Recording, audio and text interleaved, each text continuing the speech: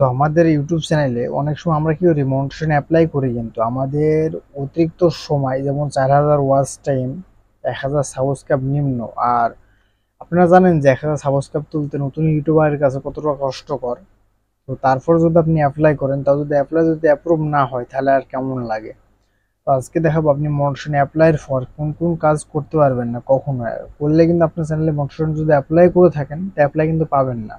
আপনি যদি আমার চ্যানেল নতুন হয়ে থাকেন, অবশ্যই সাবস্ক্রাইবটা করে দিবেন এবং পাঁচটা বেল আইকনটি অল করে দিবেন পরবর্তী ভিডিওর জন্য।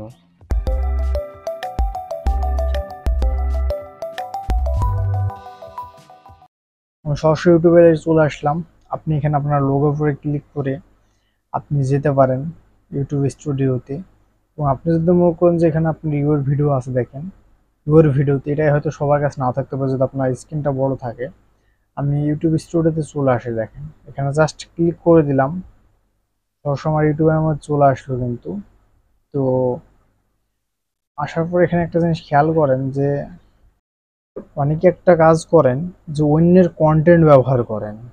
হ্যাঁ, অন্যের কন্টেন্ট ব্যবহার করা যায়, কিন্তু অতটা না, খুবই কম সীমিত।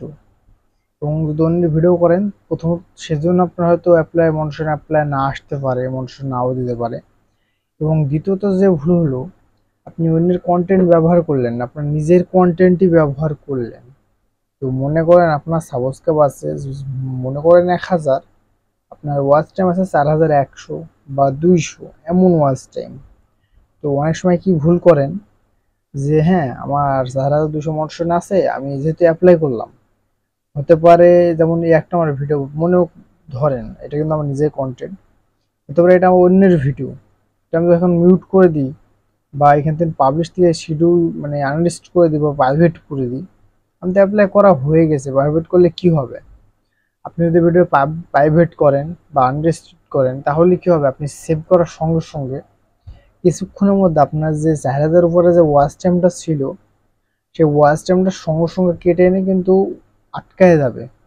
এবং যখন আপনি ভিডিও পাবলিশ করবেন, তখন কিন্তু এই ওয়াচ টাইমটা অ্যাড হবে। যেমন এখানে আমি ক্লিক করে এখানে ওয়াচ টাইম দেখেন, এখানে যেমন 52 ঘন্টা ওয়াচ টাইম এই ভিডিওটা থেকে, জাস্ট 52 ঘন্টা।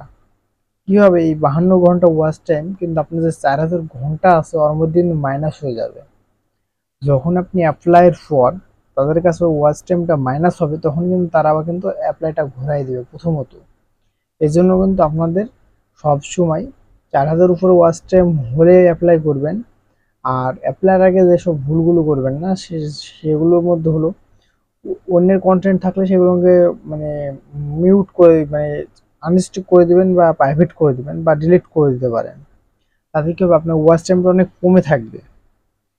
তো ওয়াচ টাইমটা কমে থাকলে কি হবে, আপনার পরে যখন ওয়াচ টাইম পূরণ হবে তখন আপনি দিয়ে দিতে পারেন। এবং আপনি প্রতিটা মোশন অ্যাপ্লাইয়ের আগে যেটুকু পারেন সেটিং করে নেবেন, বা আপনার যতটুকু ভিডিও যদি আনরেস্ট্রিক্ট করতে হয় বা প্রাইভেট করতে হয় বা ডিলিট করতে হয়, অ্যাপ্লাইয়ের আগে করবেন। যদি আপনি ডিলিট করেন আজকে বা আনরেস্ট্রিক্ট করেন বা পাবলিশ প্রাইভেট করে রাখেন, তো আপনি অ্যাপ্লাইটা 2-1 দিন পরে অ্যাপ্লাই করবেন, যাতে আপনার ওয়াচ টাইমটা 4000 উপরে থাকে, যেন কোনো মতে আপনার যেন ওয়াচ টাইম 4000-এর নিচে যেন কাউন্টে হয়ে না আসে। আপনার যদি ওয়াচ টাইমটা, আপনার যে কোনো ওয়াচ টাইম হোক না সেরকম যদি হালকা কমে যায়, যেমন এই ভিডিওটা দেখেন 134 ঘন্টা, এরকম যদি কারোর ভিডিওতে অতিরিক্ত কি হয়, এই ওয়াচ টাইমটা যদি ভিডিও যে কারণ হোক যদি আনস্টিক করেন বা ডিলিট করেন বা প্রাইভেট করেন, এই মিটটা কমে যায়। যদি মনে করেন যে আমি তো অ্যাপ্লাই করে ফেলছি, তাই না, এখন যদি আমার এটা আনলিস্টেড করে বা প্রাইভেট করে বা কি যাই করে, এটা তো কোনো ব্যাপার না, কিন্তু হ্যাঁ, এটাই কিন্তু সবচেয়ে বড় ব্যাপার।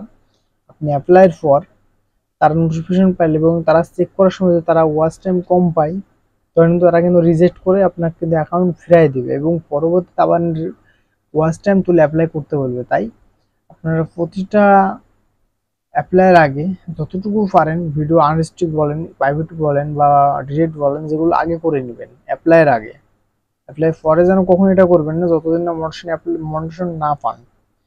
আপনি মনিটরেশন পাইলেন তারপরে যা করার করেন, মানে মনিটরেশন পাবেন যখন, তারপরে আপনি চাইলে নতুন করে ভিডিও আরো আপলোড দিতে পারেন বা ইনকাম শুরু হয়ে যাবে যখন আপনি অ্যাপ্লাইটা করতে পারবেন।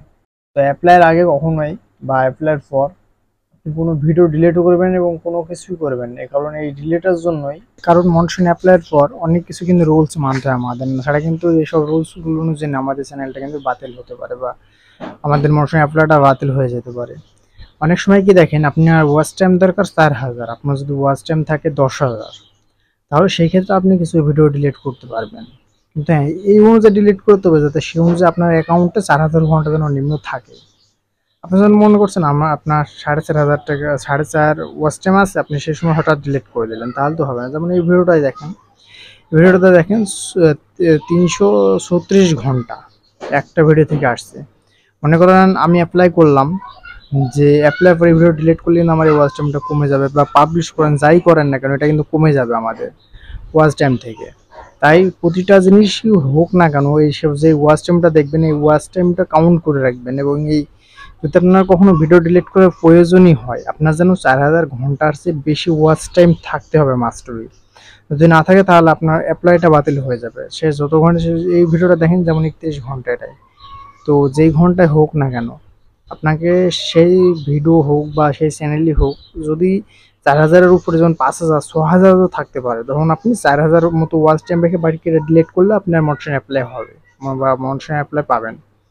তো সবাই আশা করি বুঝতে পারছেন। তো আপনারা সবসময় এইভাবে ভিডিও ব্যবহার করবেন, এভাবে মনিটাইজেশন অ্যাপ্লাই করে রুলসগুলো মেনে চলবেন। তো আজকে ভিডিও পর্যন্ত রাখলাম, দেখা হবে পরবর্তী নতুন কোনো ভিডিও।